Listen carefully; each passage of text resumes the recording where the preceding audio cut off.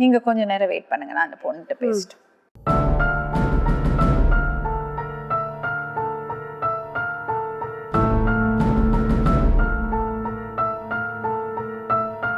என்ன வயசுமா உனக்கு? 20. படிச்சிருக்கியா? 10th வரை. சரி, எப்படி உன் வீட்டுக்கார பணக்கம் உனக்கு? எனக்கு அங்கே எங்கள் வீட்டுக்கு பக்கத்தில் அவங்க பெரியம்மா இருந்தாங்க, அங்கே வர போக இருப்பார், அப்போ தான் பழக்கம். எப்படி லவ் மேரேஜ்? வீட்டில் ஒத்துக்கிட்டாங்களா?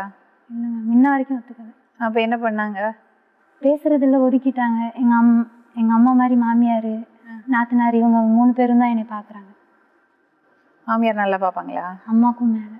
அம்மாவுக்கும் மேலே நல்லா பார்ப்பாங்க. ரொம்ப நல்லா பார்க்குறாங்க. பிடிக்குமா உங்களுக்கு அவங்கள? பிடிக்குமா? இல்லை, அம்மாட்ட விட அவ்வளோ பாசம் கிடைச்சதில்ல. ஆனால் மாமியார் எங்கே இருக்காங்க? மாமியார் உங்க கூட இருக்காங்களா? இப்போ அவங்க அந்தமான்ல இருக்காங்க, நாங்கள் இங்கே இருக்கோம். எவ்வளோ நாள் ஆச்சு மாமியாரை பார்த்துட்டு? பார்த்து இப்போ தான் என் பையன் டெலிவரிக்கு அவங்க தான் வந்தாங்க. அவங்க தான் டெலிவரி பார்த்தாங்க. உங்க அம்மா பார்க்கல? இல்லை, தம்பிக்கு டெலிவரி பார்த்து கொலுசு அரணா எல்லாமே அவங்க தான். அவங்க வந்து எப்படி சொல்கிறது, ரொம்ப கஷ்டப்படுறாங்க. ரொம்ப என் ஹஸ்பண்டாலையும் சரி, இன்னைக்கு என்னாலையும் சரி ரொம்ப கஷ்டப்படுறாங்க. ஏன் அப்படி சொல்கிறீங்க? அவரே ட்ரிங்க் பண்ணுறாரு. அவர் ஒரு ஆள் மட்டும் சரியாக இருந்தாருன்னா இவ்வளோ. அவங்க வந்து எதுக்கும் ஆசைப்பட்டதில்லை. உழைப்பாங்க விடிஞ்சதுலேருந்து நைட்டு தூங்குற வரைக்கும் உழைச்சிக்கிட்டு தான் இருக்கிறாங்க. ஆனால் அவங்களுக்கு நாங்கள் நிம்மதியான வாழ்க்கை கொடுத்ததே இல்லை. ஏன்? சின்னோண்டு சண்டை வந்தாலும் நான் கால் பண்ணிடுறேன், அத்தை போட்டு சண்டை வருது, இப்படி பண்ணுறாரு அப்படி பண்ணுறாரு.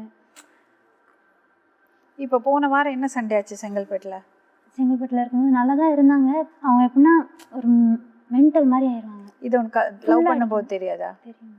அப்படியே பண்ண கல்யாணம்?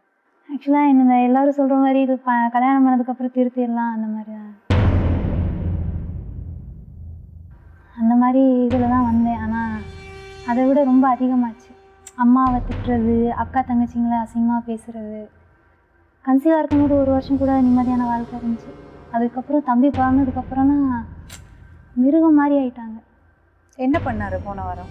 எனக்கு சண்டை போடுறது அடிக்கிறதுலாம் பிரச்சனை இல்லை. என்னை அடிக்கும்போது என் பையனுக்கு பட்டுருமோன்னு சொல்லி நான் கத்த ஆரம்பிச்சிருவேன். அப்புறம் என்னை அடிக்க வரேன், அடி தாங்க முடியாமல் தான் நான் போலீஸ் கூப்பிட்டேன். அவங்க வந்து சொன்னதுக்கப்புறம் தான் அவர் காமானார். அதுலேருந்து இன்றைக்கி 1 வாரம் ஆகுது, நல்லா இருப்பார். அவரால் 10 நாள் நல்லா இருக்க முடியும். அதுக்கப்புறம் அவரால் வேலைக்கு போகிறாரா? சுத்தமாக போகணும். இப்போ யார் காசு கொடுக்குறது? எங்கள் மாமியார் கடன் வாங்குவாங்க. 50 ரூபா 100 ரூபா பால் வாங்குறதுக்கு, என் பையனுக்கு எல்லாத்துக்குமே எங்கள் மாமியார்